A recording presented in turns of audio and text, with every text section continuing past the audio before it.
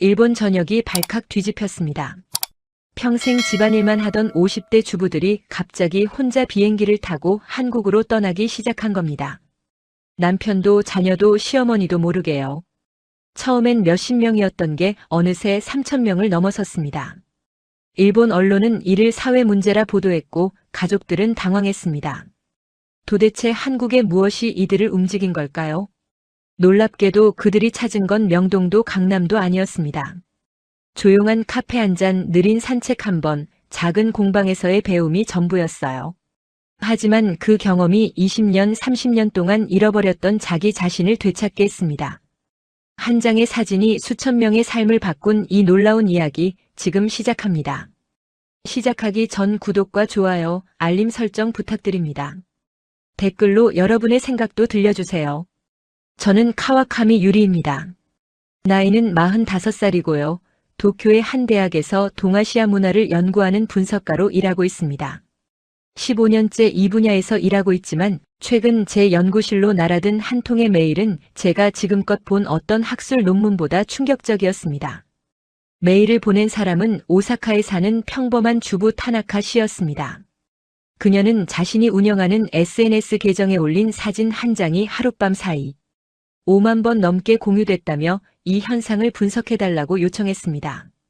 처음엔 그저 바이럴 마케팅의 한 사례려니 생각했죠. 하지만 사진을 열어본 순간 저는 마우스를 든 손을 멈출 수밖에 없었습니다. 사진 속엔 50대로 보이는 일본 여성이 서울의 한 카페 창가에 앉아 있었습니다. 그녀의 얼굴엔 제가 일본 여성들에게서 좀처럼 보기 힘든 표정이 담겨 있었어요. 평온함이었습니다. 아니, 평온함을 넘어선 해방감 같은 것이었죠. 사진 아래엔 해시태그 칸코쿠 카페, 해시태그 나를 위한 시간, 해시태그 서울 일상 같은 해시태그가 달려 있었습니다. 더 놀라운 건 댓글이었습니다. 4,000개가 넘는 댓글 중 대부분이 40대에서 60대 일본 여성들이 남긴 것이었어요. 저도 가고 싶다. 나도 저렇게 웃어본 지 오래됐다. 혹시 어디 카페냐고 묻는 내용들이었습니다. 평범한 카페 사진 하나가 이토록 강렬한 반응을 일으킨다는 게 학자로서 흥미로웠습니다. 저는 곧바로 타나카 씨와 통화 약속을 잡았습니다. 그녀는 처음엔 조심스러웠어요. 자신이 뭔가 잘못한 건 아닌지, 혹시 한일 관계에 문제가 되는 건 아닌지 걱정하더군요. 하지만 제가 순수한 학술 연구 목적이라고 설명하자 그녀는 천천히 입을 열기 시작했습니다. 타나카 씨는 25년째 전업주부로 살아왔다고 했습니다. 남편의 회사 업무, 두 자녀의 대학 입시, 시어머니 간병까지. 그녀의 하루는 가족을 위한 시간으로만 채워져 있었죠. 그러던 어느 날 딸이 우연히 보여준 한국 드라마 속 카페 장면이 그녀의 마음을 건드렸다고 합니다. 혼자 앉아 차를 마시며 창밖을 바라보는 여성의 모습이었어요. 그 장면이 머릿속에서 떠나지 않았다고 했습니다. 자신은 언제 마지막으로 혼자만의 시간을 가져봤을까, 언제 마지막으로 자신을 위해 뭔가를 했을까 하는 생각이 밀려왔대요. 그리고 충동적으로 항공권을 예매했습니다. 남편에게 말도 하지 않고요. 저는 그녀의 이야기를 들으며 뭔가 중요한 현상의 시작점을 목격하고 있다는 느낌을 받았습니다. 하지만 동시에 의구심도 들었어요. 과연 한 장의 사진이, 한 번의 여행이 이토록 많은 사람의 마음을 움직일 수 있을까? 이건 단순한 유행일까, 아니면 더 깊은 사회적 갈증의 표현일까? 타나카 씨는 서울에서의 사흘을 이렇게 표현했습니다. 마치 오랫동안 숨을 참고 있다가 처음으로 깊게 숨을 쉰 것 같았다고요. 아무도 자신에게 뭘 요구하지 않았고 아무도 자신을 평가하지 않았대요. 그냥 한 명의 사람으로 존재할 수 있었다는 겁니다. 하지만 문제는 귀국 후였습니다. 남편은 화를 냈고 시어머니는 며느리가 제정신이 아니라며 걱정했어요. 친구들도 이해하지 못했습니다. 그 나이에 혼자 외국 여행을 간다는 게 이상하다는 반응이었죠. 타나카 씨는 자신의 선택을 후회할 뻔했다고 합니다. 그런데 SNS에 올린 사진 한 장이 모든 걸 바꿨습니다. 수천 명의 여성이 공감과 응원의 메시지를 보냈고 자신도 가고 싶다는 댓글이 쏟아졌어요. 타나카 씨는 그제야 깨달았다고 합니다. 자신만 이런 갈증을 느낀 게 아니었다는 것을요. 저는 이 현상을 제대로 분석하기로 마음먹었습니다. 단순히 한류붐이나 관광 트렌드로 치부하기엔 뭔가 더 본질적인 것이 숨어 있다는 직감이 들었거든요. 그리고 제 예상은 적중했습니다. 석 달 후 타나카 씨와 비슷한 경험을 한 일본 중년 여성이 300명을 넘어섰고 6개월 후엔 1000명을 돌파했습니다. 이들은 서로 연락을 주고받으며 정보를 공유했습니다. 어떤 카페가 좋은지, 어떤 거리가 조용한지, 어디서 한국 전통차를 배울 수 있는지. SNS는 단순한 사진 공유 공간이 아니라 감정의 연결망이 되어갔습니다. 화면 속 낯선 도시가 어느새 마음속 가까운 이웃으로 변하고 있었죠. 하지만 제가 정말 주목한 건 따로 있었습니다. 이들 대부분이 한국어를 거의 못한다는 점이었어요. 관광지를 찾아가는 것도 아니었습니다. 그저 조용한 카페에 앉아 차를 마시고 천천히 거리를 걷고 작은 공예품 가게를 구경하는 게 전부였죠. 그런데도 그들은 계속 한국을 찾았습니다. 저는 본격적으로 연구에 착수했습니다. 이게 일시적인 유행인지 아니면 일본 중년 여성들의 삶에서 뭔가 근본적인 변화를 의미하는 건지 알고 싶었습니다. 그리고 그 답을 찾기 위해 저 역시 서울행 비행기에 몸을 실었습니다. 서울에 도착한 첫날, 저는 명동의 한 카페에서 12명의 일본 주부들을 만났습니다. 모두 40대 후반에서 50대 초반이었고요. SNS를 통해 알게 된 사이라고 했습니다. 제가 연구자라는 걸 밝히자 처음엔 경계하는 눈빛이었지만 제 진심이 전해졌는지 곧 마음을 열기 시작했어요. 그중 한 명인 사토 씨는 51살의 전업주부였습니다. 28년째 결혼 생활을 유지하고 있다고 했죠. 그녀의 하루 일과를 듣는 순간 저는 숨이 막힐 것 같았습니다. 새벽 5시 반에 일어나 남편의 도시락을 싸고 6시에 남편을 깨워 아침 식사를 차립니다.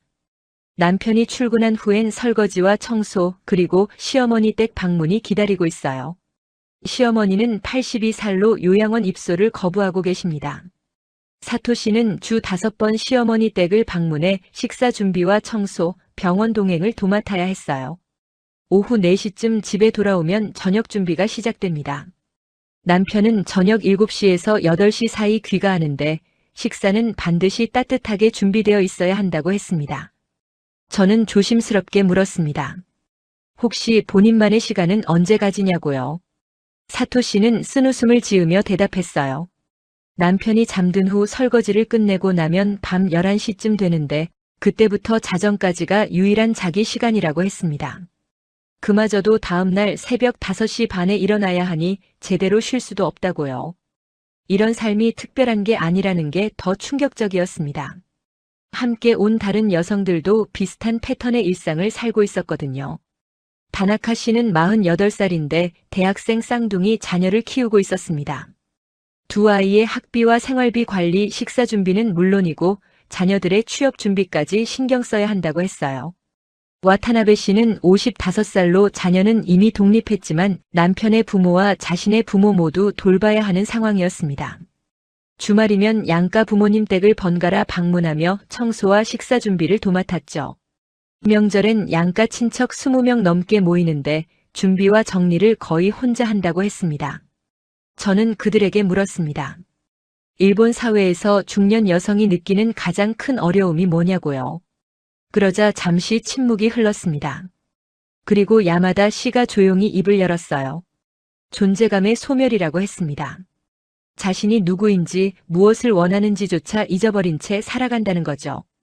야마다 씨는 49살로 25년 전엔 백화점에서 일하는 커리어 우먼이었습니다. 하지만 결혼과 동시에 퇴사했고 그 이후로는 줄곧 가정에만 있었어요. 처음 몇 년은 괜찮았다고 합니다. 아이를 키우는 보람도 있었고 남편도 자신을 인정해주는 것 같았죠. 하지만 10년, 15년이 지나면서 달라졌다고 했습니다. 자녀가 성장하면서 엄마를 덜 필요로 했고 남편은 아내가 집에 있는 게 당연하다고 여기기 시작했어요. 친구들은 하나둘 자기 일을 찾아 바쁘게 살았지만 야마다 씨는 집안일만 반복했습니다. 설거지를 하다가 문득 이런 생각이 들었대요. 내가 사라져도 누가 알까? 나는 도대체 누구인가 하는 생각이요. 이런 이야기를 들으며 저는 일본 사회의 구조적 문제를 다시 보게 됐습니다. 효율성과 질서를 중시하는 문화 속에서 중년 여성들은 가족이라는 시스템을 유지하는 톱니바퀴로만 존재했던 거예요. 그들의 감정이나 욕구는 중요하게 여겨지지 않았습니다. 그렇다면 한국은 왜 그들에게 다르게 다가왔을까요? 저는 이 질문을 던졌습니다. 사토시가 먼저 대답했어요. 한국의 카페 문화가 달랐다고 했습니다. 일본의 카페는 빨리 마시고 나가는 분위기인데 한국의 카페는 천천히 앉아 있어도 눈치 보이지 않는다는 거죠. 다나카 씨는 한국 여성들의 모습이 인상적이었다고 했습니다. 혼자 카페에 앉아 책을 읽거나 노트북으로 일하는 여성들이 많더라는 거예요. 나이와 상관없이 자기 시간을 당당하게 즐기는 모습이 부러웠다고 했습니다. 와타나베 씨는 또 다른 점을 지적했어요. 한국에선 중년 여성들이 새로운 걸 배우는 게 자연스러웠다고 했습니다. 꽃꽂이 수업, 도자기 만들기, 전통차 클래스에 참여하는 50대, 60대 여성들을 많이 봤다는 거죠. 일본에선 그 나이에 새로운 취미를 시작하면 주변에서 이상하게 보는데 한국은 달랐다고 합니다. 야마다 씨의 말이 가장 인상적이었습니다. 한국에서 사흘을 보내는 동안 누구도 자신에게 뭔가를 요구하지 않았다고 했어요. 누구의 아내도 누구의 엄마도 누구의 며느리도 아닌 그냥 자기 자신으로 존재할 수 있었다는 겁니다. 그 경험이 25년 만에 처음이었다고 했습니다. 저는 그 순간 깨달았습니다. 이건 단순한 여행 트렌드가 아니라는 걸요. 일본 중년 여성들에게 한국은 잠시나마 자기 자신을 되찾을 수 있는 공간이었습니다. 가족이라는 무게에서 벗어나 숨을 쉴 수 있는 곳이었죠. 그들이 찾은 건 관광 명소가 아니라 자아의 회복이었던 겁니다. 저는 연구를 위해 처음 한국을 방문하는 일본 주부들과 동행하기로 했습니다. 그들의 첫 경험을 직접 관찰하는 게 중요하다고 판단했거든요. 그렇게 해서 함께하게 된 사람이 키무라 씨였습니다. 49살의 그녀는 23년 동안 일본을 벗어난 적이 없다고 했어요. 인천공항으로 가는 비행기 안에서 키무라 씨는 계속 손을 비비며 불안해했습니다. 한국어를 한마디도 못하는데 괜찮을까, 혹시 차별받거나 무시당하진 않을까 걱정했죠. 뉴스에서 본 한일 관계 갈등 기사들이 자꾸 떠올라 잠도 제대로 못 잤다고 했습니다. 공항에 내리자마자 키무라 씨의 긴장은 더 심해졌어요. 주변에서 들리는 한국어가 모두 낯설게 느껴졌고 어디로 가야 할지 몰라 망설였습니다. 저는 그녀를 안심시키며 천천히 공항철도 탑승구로 안내했죠. 하지만 키무라 씨는 계속 주변을 두리번거리며 긴장을 풀지 못했습니다. 서울역에 도착해 호텔로 가는 길 처음으로 작은 변화가 일어났습니다. 길을 물어보려고 서 있는데 한 한국인 여성이 먼저 다가왔어요. 영어로 도움이 필요하냐고 물었고 키무라 씨가 일본인이라고 하자 반갑게 웃으며 호텔까지 가는 길을 자세히 알려줬습니다. 심지어 지도 앱을 켜서 보여주기까지 했죠. 키무라 씨는 그 짧은 만남 이후 표정이 조금 밝아졌습니다. 생각보다 사람들이 친절하다며 안도하더군요. 호텔에 짐을 풀고 나서 우리는 근처 전통시장으로 향했어요. SNS에서 다른 일본 주부들이 추천한 곳이었습니다. 시장 입구에 들어서자 키무라 씨는 다시 긴장했습니다. 사람들이 큰 소리로 물건을 파는 모습이 부담스러웠다고 해요. 일본의 시장은 훨씬 조용하고 질서정연한데 이곳은 활기차고 시끄러워서 당황스러웠다고 했습니다.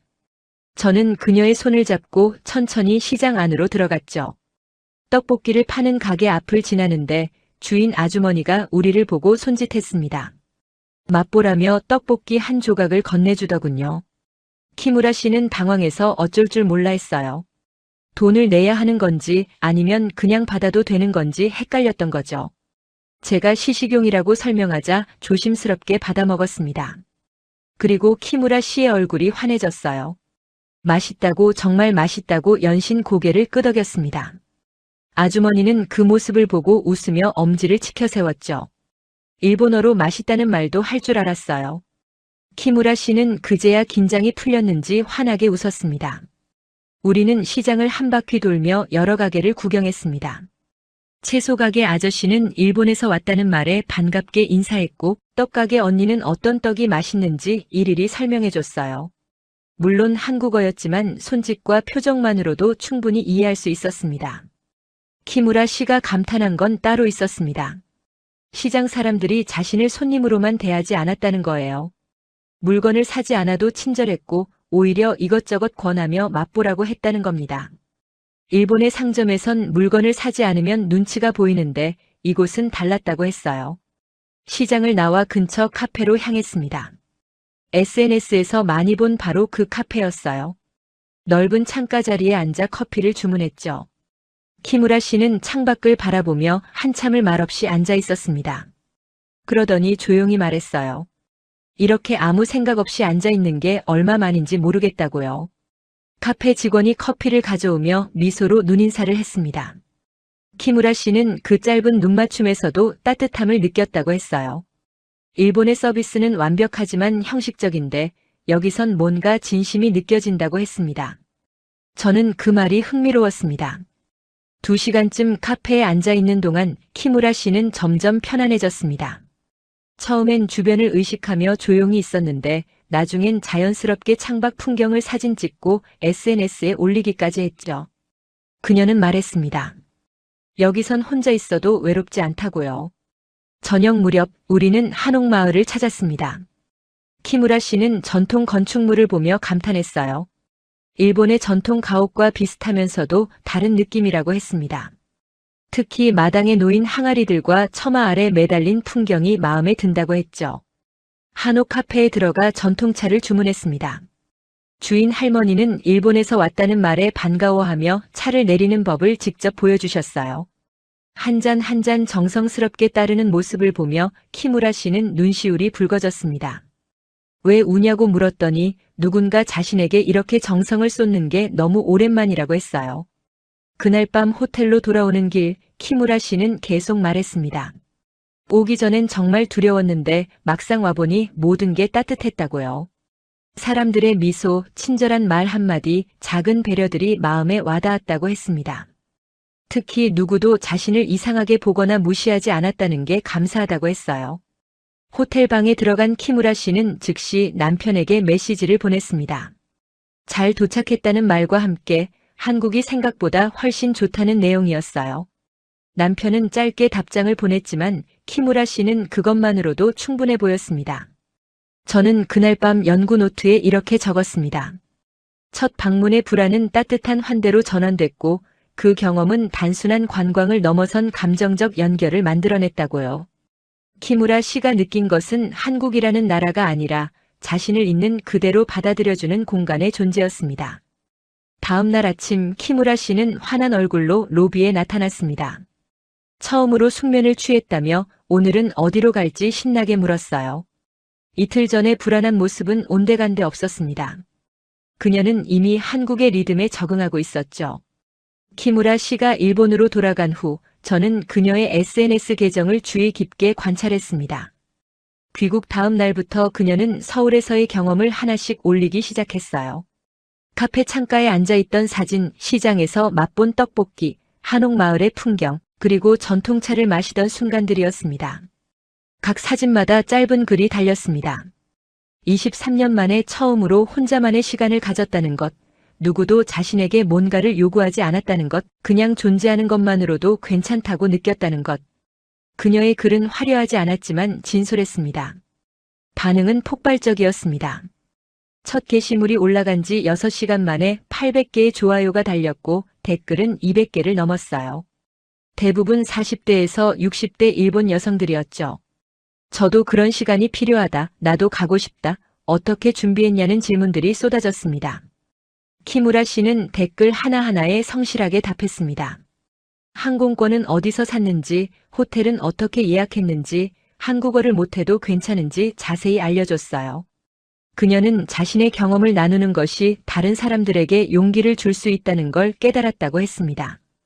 일주일 후 키무라 씨는 또 다른 게시물을 올렸습니다. 서울에서 돌아온 후 자신의 삶이 조금씩 달라졌다는 내용이었어요. 여전히 새벽에 일어나 남편 도시락을 싸지만 오전 10시부터 11시까지는 자신만의 시간을 갖기로 했다고 합니다. 그 1시간 동안 카페에 가서 차를 마시며 책을 읽는다고 했어요. 남편은 처음엔 이상하게 여겼다고 합니다. 왜 갑자기 밖에 나가냐고 집에서 쉬면 되지 않냐고 물었대요. 하지만 키무라 씨는 단호했습니다. 이건 자신에게 필요한 시간이라고 1시간만 달라고 말했죠. 남편은 더 이상 반대하지 않았다고 합니다. 이 게시물 역시 큰 반향을 일으켰습니다. 1200개의 좋아요와 300개가 넘는 댓글이 달렸어요. 용기를 얻었다는 댓글이 특히 많았습니다. 자기도 그렇게 해보겠다는 사람들이 속속 나타났죠. 저는 이 현상이 단순한 여행 후기 공유를 넘어섰다는 걸 알았습니다. SNS는 감정의 연결망이 되고 있었어요. 비슷한 삶을 사는 여성들이 서로의 경험에 공감하고 작은 변화를 시도하도록 격려하는 공간이었죠. 한 달 후 키무라 씨를 팔로우하던 여성 5명이 함께 서울을 방문했습니다. 그들은 SNS에서 알게 된 사이였지만 실제로 만난 건 공화가 처음이었어요. 하지만 이미 서로의 삶을 공유했기에 낯설지 않았다고 합니다. 그들은 키무라 씨가 추천한 카페와 시장, 한옥마을을 똑같이 방문했습니다. 그리고 각자 자신만의 발견을 SNS에 올렸어요. 누군가는 작은 골목길에서 만난 고양이 사진을, 누군가는 전통 찻집의 고요한 분위기를, 또 누군가는 시장 아주머니와 나눈 미소를 올렸습니다. 이들의 게시물은 또 다른 여성들에게 영감을 줬습니다. 석 달 만에 키무라 씨를 통해 서울을 방문한 사람이 50명을 넘었어요. 그들은 해시태그 서울 루틴, 해시태그 나를 위한 시간, 해시태그 중년 여성 의여행 같은 해시태그를 사용했습니다. 저는 이 해시태그들을 추적했습니다. 그리고 놀라운 패턴을 발견했어요. 이들이 공유하는 건 관광 명소가 아니었습니다. 조용한 카페, 작은 공방, 한적한 산책로, 전통시장의 따뜻한 사람들이었죠. 그들이 찾은 건 볼거리가 아니라 마음의 여유였습니다. 특히 흥미로운 건 귀국 후 변화에 대한 게시물이었습니다. 많은 여성이 서울 방문 후 자신의 일상에 작은 변화를 시도했다고 밝혔어요. 매일 15분씩 산책하기, 일주일에 한 번 혼자 카페 가기, 한 달에 한 번 취미 클래스 듣기 같은 것들이었습니다. 이런 변화는 또 다른 변화를 불렀습니다. 한 여성은 15년 만에 파트타임 일자리를 구했다고 올렸어요. 또 다른 여성은 남편과 처음으로 가사 분담에 대해 진지하게 이야기했다고 했습니다. 작지만 의미 있는 변화들이었죠. SNS는 이제 정보 공유를 넘어 상담과 격려의 공간이 됐습니다. 남편이 반대할 때 어떻게 설득했는지, 시어머니에게 어떻게 양해를 구했는지, 혼자 여행하는 게 처음인데 어떻게 준비하면 되는지. 실질적인 조언들이 오갔어요. 키무라 씨는 어느덧 이 커뮤니티의 중심이 되어 있었습니다. 팔로워가 3,000명을 넘었고 매일 수십 건의 질문을 받았어요. 그녀는 성실하게 답했고 때론 용기가 필요한 사람들에게 직접 메시지를 보내 격려했습니다. 저는 키무라 씨에게 전화를 걸어 물었습니다. 이 모든 걸 하는 게 부담스럽지 않냐고요. 그녀는 웃으며 대답했습니다. 오히려 보람을 느낀다고, 자신의 경험이 누군가에게 도움이 된다는 게 기쁘다고 했어요. 6개월이 지났을 때 키무라 씨를 통해 직간접적으로 연결된 여성이 300명을 넘었습니다. 그들은 SNS에서 서로를 팔로우하고 경험을 나누고 때론 함께 서울을 방문하기도 했어요. 화면 속 낯선 이들이 진짜 친구가 되어가고 있었습니다. 저는 이 네트워크의 힘을 실감했습니다. SNS가 단순히 정보를 전달하는 게 아니라 비슷한 갈증을 가진 사람들을 연결하고 작은 용기를 큰 변화로 만드는 촉매제가 되고 있었던 거죠. 키무라 씨가 올린 첫 사진 한 장이 이제는 수백 명의 삶을 움직이고 있었습니다. 서울을 찾는 일본 중년 여성이 늘어나면서 예상치 못한 문제가 터졌습니다. 제가 연구를 시작한 지 8개월쯤 됐을 때였어요. 한 일본 주간지가 이 현상을 다룬 기사를 실었는데 논조가 매우 비판적이었습니다. 기사 제목은 이랬습니다. 가정을 버리고 한국으로 도망가는 중년 여성들. 내용은 더 자극적이었어요. 주부들이 가족을 방치하고 혼자만의 즐거움을 찾아 한국을 찾는다는 식이었죠. 심지어 한 남성 칼럼니스트는 이를 가정 파괴 행위라고 비난했습니다. 기사가 나간 후 키무라 씨에게 전화가 왔습니다. 목소리가 떨리고 있었어요. 남편이 회사에서 그 기사를 봤다며 화를 냈다고 합니다. 동료들이 남편을 보고 아내 관리도 못하냐고 놀렸다는 거예요. 남편은 키무라 씨에게 더 이상 서울에 가지 말라고 했습니다. 키무라 씨만이 아니었습니다. SNS 커뮤니티에선 비슷한 이야기가 쏟아졌어요. 시어머니가 며느리의 여행을 문제 삼았다는 사람, 친구들에게 이상한 사람 취급받았다는 사람, 직장 상사가 불편한 시선을 보냈다는 사람들이 속출했습니다. 특히 심각했던 건 야마구치 씨의 사례였습니다. 50세 그녀는 서울을 3번 방문한 후 시어머니로부터 호된 질책을 들었다고 해요. 집안일을 소홀히 한다는 이유였죠. 시어머니는 며느리가 가족보다 자기 자신을 우선시한다며 아들에게 이혼을 권유하기까지 했습니다. 야마구치 씨는 억울했다고 했습니다. 자신은 단 사흘씩 3번 다녀온 것뿐인데 28년 동안 가족을 위해 헌신한 건 아무도 기억하지 않는다고요. 그녀는 결국 남편과 큰 다툼을 했고 한동안 대화를 끊었다고 합니다. 저는 이 갈등의 본질이 뭔지 분석하기 시작했습니다. 일본 사회에서 중년 여성의 역할은 명확히 정의되어 있었어요. 가정을 지키고 남편을 내조하고 자녀와 시부모를 돌보는 것. 그 틀을 벗어나는 순간 사회적 비난이 쏟아졌습니다. 문제는 이 비난이 남성들만이 아니라 같은 여성들에게서도 나왔다는 점입니다. 60대 이상의 여성들은 특히 비판적이었어요. 자신들은 평생 참고 살았는데 요즘 중년 여성들은 너무 이기적이라는 거죠. 세대 간 갈등까지 불거졌습니다. 한 온라인 커뮤니티에선 격렬한 논쟁이 벌어졌습니다. 한쪽에선 여성도 자기 삶을 살 권리가 있다고 주장했고 다른 쪽에선 가족에 대한 책임을 져버리는 행위라고 반박했어요. 댓글이 1000개를 넘어가며 싸움은 격화됐습니다. 이런 분위기 속에서 많은 여성이 위축됐습니다. 예약했던 항공권을 취소하는 사람들이 나타났어요. SNS에 올렸던 사진을 지우는 사람도 있었죠. 키무라 씨의 팔로워 중 몇몇은 계정을 아예 삭제했습니다. 키무라 씨도 고민에 빠졌습니다. 남편과의 관계가 악화됐고 주변 시선도 부담스러웠어요. 그녀는 저에게 물었습니다. 자신이 잘못된 걸까, 그냥 예전처럼 사는 게 나을까 하고요. 저는 쉽게 답할 수 없었습니다. 하지만 변화의 물결을 막을 순 없었습니다. 비난이 거세지는 와중에도 새롭게 서울을 찾는 여성들은 계속 늘었어요. 오히려 논란이 이 현상을 더 널리 알리는 계기가 됐습니다. 많은 여성이 기사를 보고 처음으로 이런 움직임을 알게 됐죠. 특히 젊은 세대의 반응은 달랐습니다. 20대, 30대 여성들은 중년 여성들을 응원했어요. SNS에 해시태그 캠페인을 만들어 지지를 표현했습니다. 해시태그 중년 여성도 사람이다. 해시태그 엄마도 쉴 권리가 있다 같은 해시태그가 트렌드에 올랐습니다. 일부 진보적인 언론도 반론 기사를 실었습니다. 중년 여성의 자기 돌봄이 왜 비난받아야 하는가, 가족을 위한 헌신이 개인의 희생을 정당화할 수 없다는 내용이었어요. 사회학자들도 이 현상을 긍정적으로 분석하기 시작했습니다. 갈등은 점점 사회적 논쟁으로 번졌습니다. 텔레비전 토론 프로그램에서도 다뤘어요. 찬반 양측이 격렬하게 의견을 교환했습니다. 어떤 패널은 가정의 중요성을 강조했고 어떤 패널은 여성의 자율성을 옹호했죠.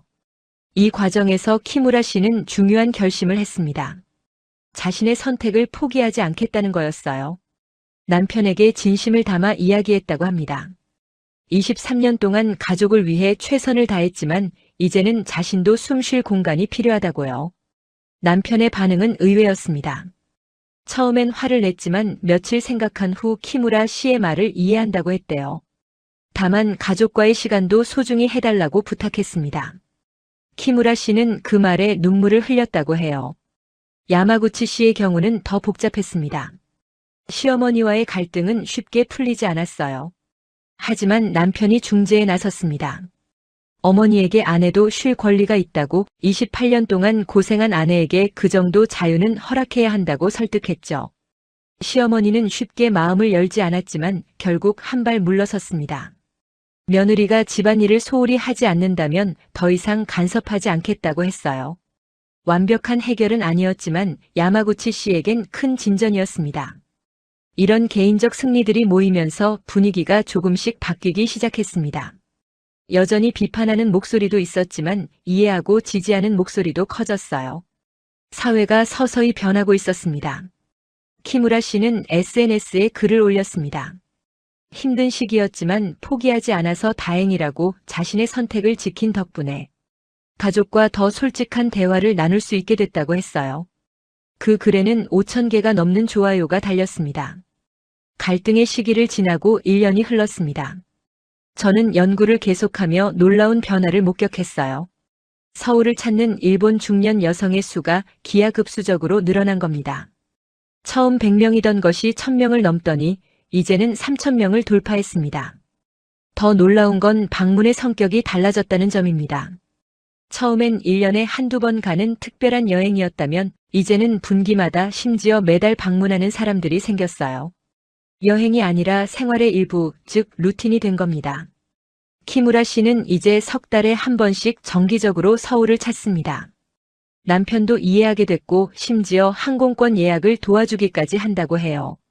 키무라 씨는 말했습니다. 서울 방문이 자신의 삶을 지탱하는 버팀목이 됐다고요. 그녀의 서울 루틴은 체계적이었습니다. 첫째 날엔 익선동의 단골 카페에서 책을 읽으며 시간을 보냅니다.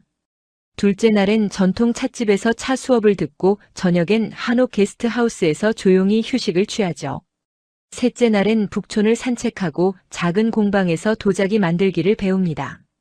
쇼핑은 거의 하지 않는다고 했습니다. 명동이나 강남 같은 번화가보다 조용한 동네를 선호했어요.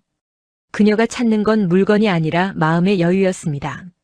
서울에서의 사흘은 마치 명상하듯 천천히 흘러갔죠. 이런 패턴은 다른 여성들에게도 공통적이었습니다. 저는 30명의 정기 방문자들을 인터뷰했어요. 그들의 서울 루틴은 놀라울 만큼 비슷했습니다. 조용한 카페, 전통 체험, 느린 산책, 소소한 배움. 관광객이 아니라 잠시 서울에 사는 사람처럼 시간을 보냈습니다. 타카하시 씨는 57살로 매달 서울을 방문합니다. 그녀는 서촌의 작은 한옥 카페를 단골집으로 정했어요. 주인 할머니와 친해져서 이제는 카페에 도착하면 묻지도 않고 그녀가 좋아하는 유자차를 내온다고 합니다. 이토 씨는 54살로 한국 전통 자수에 빠졌습니다. 서울의 한 공방에서 석 달 코스 수업을 신청했어요. 매달 이틀씩 서울에 와서 자수를 배우고 일본에 돌아가서 연습합니다. 그녀는 이제 간단한 문양은 혼자서도 놓을 수 있다고 자랑했어요. 사사키 씨는 49살로 한국 요리에 관심이 많았습니다. 망원동의 한 요리 학원에서 분기마다 단기 클래스를 듣습니다. 김치 담그기, 전통 떡 만들기, 궁중 음식 등을 배워서 일본 집에서 가족들에게 해준다고 해요. 남편과 자녀들이 맛있다며 좋아한다고 합니다. 이들의 공통점은 배움에 대한 열망이었습니다. 단순히 구경하고 사진 찍는 게 아니라 뭔가를 배우고 익히려 했어요. 전통차, 도자기, 자수, 요리, 서예, 꽃꽂이. 배우는 과정에서 성취감을 느끼고 새로운 자신을 발견했습니다. 저는 이 현상을 더 깊이 분석하기 위해 서울의 문화센터와 공방들을 찾아갔습니다. 놀랍게도 많은 곳에서 일본 중년 여성을 위한 특별 프로그램을 운영하고 있었어요. 통역을 제공하거나 짧은 기간에 완성할 수 있는 커리큘럼을 만들었죠. 인사동의 한 서예 학원 원장님은 말했습니다. 일본 여성들이 정말 열심히 배운다고요. 젊은 학생들보다 집중력이 높고 배움에 대한 갈증이 대단하다고 했습니다. 그들은 단순히 취미로 배우는 게 아니라 오랫동안 잃어버렸던 자신을 찾기 위해 배운다는 거죠. 서촌의 한 도자기 공방 선생님도 비슷한 이야기를 했습니다. 일본 중년 여성들이 흙을 만지며 눈물을 흘리는 경우가 많다고 해요. 20년, 30년 만에 처음으로 자기 손으로 뭔가를 만드는 기쁨에 감동한다는 겁니다. 이런 배움은 단순한 기술 습득을 넘어섰습니다. 그들은 배우는 과정에서 자신의 가치를 재발견했어요. 나도 뭔가를 할 수 있다는 자신감, 아직 늦지 않았다는 희망, 앞으로도 성장할 수 있다는 기대감을 얻었습니다. 숙소도 변화했습니다. 처음엔 호텔을 이용했지만 점점 한옥 게스트하우스나 작은 민박을 선호하게 됐어요. 주인과 대화하고 다른 투숙객과 교류하며 더 깊은 문화 경험을 원했습니다. 북촌의 한 게스트하우스 주인은 일본 중년 여성 단골이 15명이나 된다고 했습니다. 그들은 석 달마다 한 번씩 꼭 이곳에 와서 묵는다고 해요. 주인은 이제 각자의 취향을 다 알고 있습니다. 누구는 아침에 커피를, 누구는 전통차를 좋아하는지까지요. 이 게스트하우스에선 자연스럽게 커뮤니티가 형성됐습니다. 일본에서 온 여성들끼리 저녁에 모여 차를 마시며 이야기를 나눴어요. 서울에서의 경험은 물론 일본에서의 삶, 가족 이야기, 고민과 기쁨을 나눴습니다. 그들은 서로를 이해하고 지지하는 친구가 됐죠. 키무라 씨는 이제 신규 방문자들을 위한 가이드 역할도 합니다. 처음 서울을 찾는 일본 여성들에게 정보를 제공하고 때론 직접 만나 길을 안내해주기도 해요. 그녀는 말했습니다. 자신이 받은 도움을 다른 사람에게 돌려주고 싶다고요. 이런 선순환이 계속되면서 커뮤니티는 더욱 견고해졌습니다. 일본 여성들만의 서울 지도가 만들어졌어요.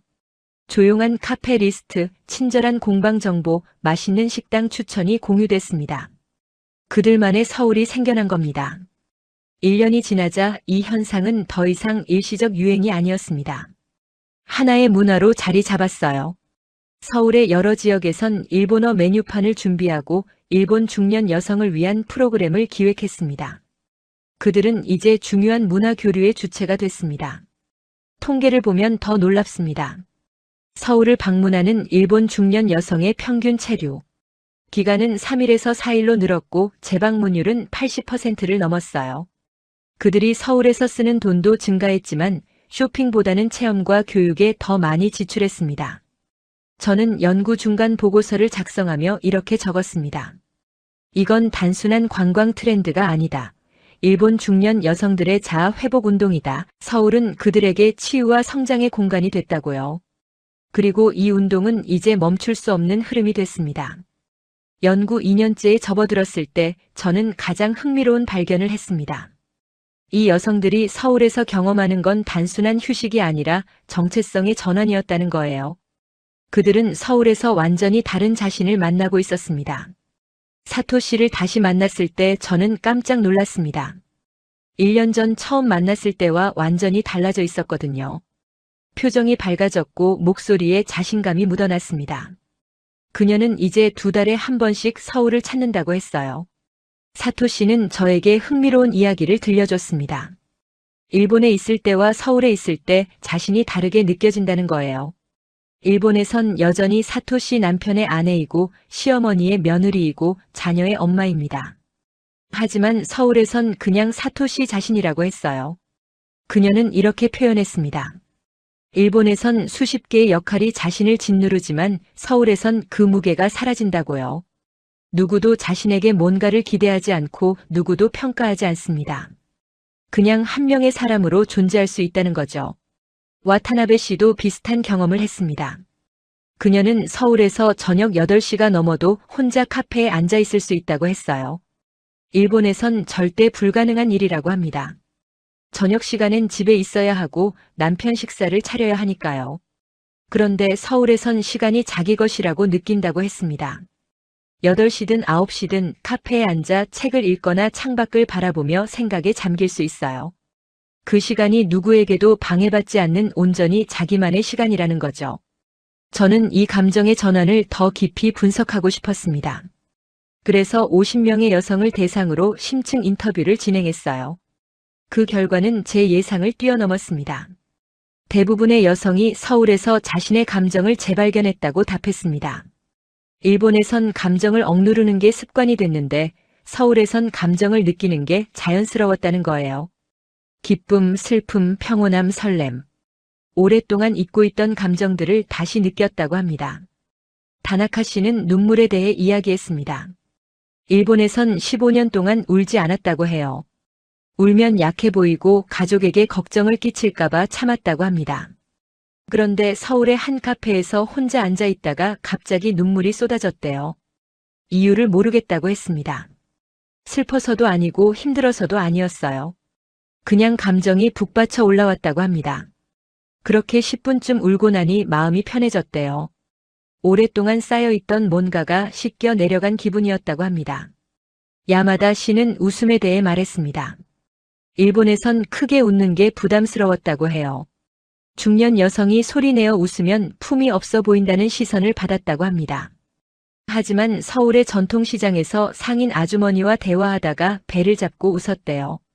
그 순간 자신이 얼마나 오랫동안 웃음을 참고 살았는지 깨달았다고 합니다.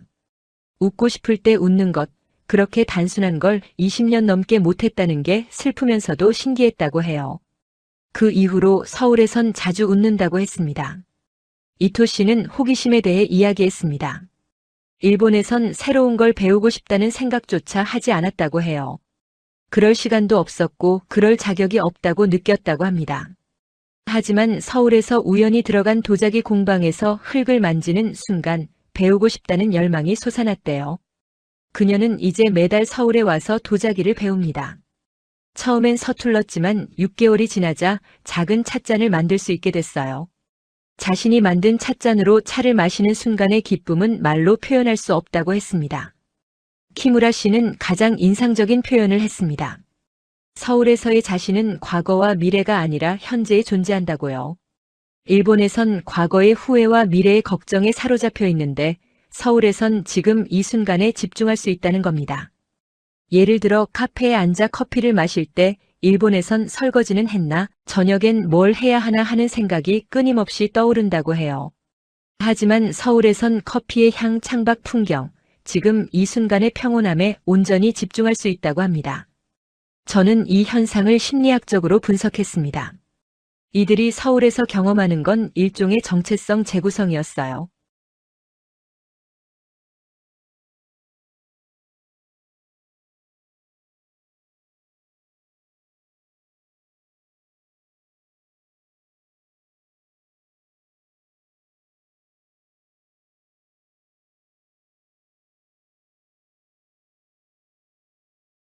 그 모습을 잊지 않기 위해 계속 서울을 찾는다고요. 그 글에는 10,000개가 넘는 좋아요가 달렸습니다. 연구를 시작한 지 2년 반이 지났습니다. 저는 최종 보고서를 작성하기 위해 키무라 씨를 다시 만났어요. 도쿄의 한 카페에서 만난 그녀는 제가 처음 봤던 그 불안한 여성이 아니었습니다. 차분하고 단단한 에너지를 가진 사람으로 변해 있었죠. 키무라 씨는 이제 석 달에 한 번씩 서울을 방문하는 게 완전히 생활의 일부가 됐다고 했습니다. 남편은 아내의 여행 일정을 달력에 표시하고 그 기간엔 자신이 집안일을 도맡아요. 시어머니도 더 이상 뭐라 하지 않는다고 합니다. 하지만 가장 큰 변화는 일본에서의 일상이었습니다. 키무라 씨는 서울에서 배운 느린 라이프 스타일을 일본 생활에 접목했어요. 매일 아침 30분 일찍 일어나 혼자 차를 마시는 시간을 갖습니다. 그 시간 동안 아무도 그녀를 방해하지 않아요. 화요일 오전엔 근처 문화센터에서 서예를 배웁니다. 목요일 저녁엔 독서 모임에 참석하고요. 토요일 오후엔 혼자 카페에 가서 책을 읽습니다. 이 모든 시간이 2년 전엔 상상도 못했던 일이라고 해요. 남편과의 관계도 달라졌습니다. 예전엔 남편이 퇴근하면 즉시 저녁을 차려야 했는데 이젠 함께 준비한다고 해요. 처음엔 남편이 서툴렀지만 지금은 간단한 요리는 혼자서도 한다고 합니다. 대화도 많아졌어요. 키무라 씨는 말했습니다. 자신이 변하니 가족도 변했다고요. 자신의 시간을 확보하고 나니 가족에게도 더 여유 있게 대할 수 있게 됐대요. 짜증도 덜 나고 더 행복하게 지낼 수 있다고 합니다. 사토 씨의 변화는 더 극적이었습니다. 그녀는 6개월 전 파트타임 일을 시작했어요. 동네 도서관에서 주 4일 하루 4시간씩 일합니다. 28년 만에 처음으로 가정 밖에서 자신의 역할을 찾은 거죠. 일을 시작하면서 자신감이 생겼다고 합니다. 사람들과 대화하고 새로운 걸 배우고 작은 성취를 경험하며 살아있음을 느낀다고 해요.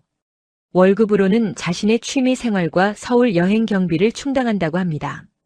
남편은 처음엔 반대했지만 지금은 오히려 응원한다고 해요. 아내가 활기차게 사는 모습이 보기 좋다며 자신도 아내를 다시 보게 됐다고 했습니다. 사토 씨는 결혼 생활이 이렇게 변할 수 있다는 게 신기하다고 말했어요. 와타나베 씨는 SNS를 통해 만난 일본 중년 여성들과 정기적으로 모임을 갖습니다. 한 달에 한 번씩 도쿄에서 만나 차를 마시며 근황을 나눠요. 서울에서의 경험, 일상의 변화, 고민거리를 함께 이야기합니다. 이 모임은 단순한 친목회가 아니라 서로를 지지하는 커뮤니티가 됐습니다. 가족이나 친구에게 말하기 힘든 이야기도 여기선 편하게 할 수 있다고 해요. 비슷한 경험을 한 사람들끼리 공감하고 위로받는 시간이죠. 야마다 씨는 서울에서 배운 전통차를 일본 집에서 실천합니다. 매주 일요일 오후엔 차 모임을 열어요. 동네 주부 5명이 돌아가며 집에 모여 차를 마시고 이야기를 나눕니다. 서울의 찻집 분위기를 일본에서도 만들고 싶었다고 해요. 이 모임에 참여하는 여성들도 점차 변화하고 있습니다. 처음엔 단순히 차를 마시러 왔지만 이제는 자신의 시간을 갖는 것의 중요성을 깨닫고 있어요. 그중 2명은 야마다 씨와 함께 서울을 방문하기도 했습니다. 다나카 씨는 딸과의 관계가 훨씬 좋아졌다고 합니다. 예전엔 잔소리하는 엄마였는데 이젠 딸의 친구 같은 엄마가 됐대요. 딸은 어머니가 자기 삶을 사는 모습을 보며 많은 걸 배운다고 말했습니다. 특히 딸이 인상 깊어한 건 어머니의 용기였다고 해요. 50살 가까이 돼서 새로운 일을 시도하고 변화를 두려워하지 않는 모습이 멋있다고 했습니다. 딸 자신도 나중에 그런 엄마가 되고 싶다고 말했어요. 저는 3,000명의 여성을 대상으로 설문조사를 진행했습니다. 결과는 놀라웠어요. 92%가 서울 방문 후 일상에 긍정적 변화가 있었다고 답했습니다. 85%는 자신에 대한 이해가 깊어졌다고, 78%는 가족 관계가 개선됐다고 답했어요. 특히 의미 있는 건 70%가 새로운 취미나 활동을 시작했다는 점입니다. 서울에서의 경험이 단순히 일회성 여행으로 끝나지 않고 삶의 방식 자체를 바꾸는 계기가 된 거죠. 저는 최종 보고서에서 이 현상을 사회-문화적 관점에서 분석했습니다. 이건 단순한 한류붐이 아니라 일본 중년 여성들의 자아 회복 운동이라고 결론지었어요. 그들은 서울이라는 공간을 통해 잃어버린 자신을 찾았습니다. 더 나아가 이 움직임은 일본 사회에 조용한 질문을 던지고 있습니다. 중년 여성의 삶은 과연 가족을 위한 희생으로만 정의돼야 하는가? 개인의 행복과 성장은 이기적인 것인가? 여성도 자신만의 시간과 공간을 가질 권리가 있지 않은가 하는 질문들이요. 이 질문들은 이미 일본 사회에 작은 변화를 일으키고 있습니다. 중년 여성의 자기 돌봄을 다루는 책이 베스트셀러가 됐고 여성 전용 휴식 공간이 생겨나고 있어요. 기업들도 중년 여성의 재취업을 지원하는 프로그램을 만들고 있습니다. 키무라 씨는 말했습니다. 서울에서의 사흘이 자신의 365일을 바꿨다고요.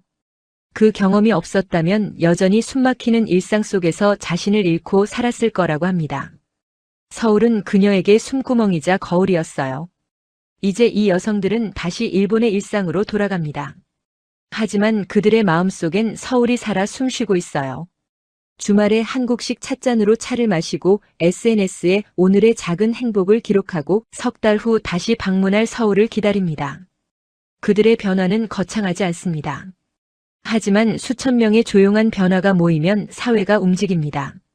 일본 중년 여성들은 서울을 통해 자신을 재발견했고 그 발견은 일상으로 스며들어 조금씩 세상을 바꾸고 있습니다. 저는 연구를 마무리하며 생각합니다. 이건 한국과 일본을 잇는 가장 따뜻한 다리가 아닐까요? 정치나 경제가 아니라 한 사람 한 사람의 진심 어린 경험이 만든 연결이요. 그리고 그 연결은 앞으로도 계속될 것입니다. 한국의 따뜻함이 일본 중년 여성 3,000명의 인생을 바꿨습니다. 그들은 서울에서 잃어버린 자신을 찾았고 그 경험을 일상으로 가져갔습니다. 이제 일본 사회도 조금씩 변하고 있습니다. 중년 여성도 자기 삶을 살 권리가 있다는 목소리가 커지고 있어요. 이건 단순한 여행 이야기가 아닙니다.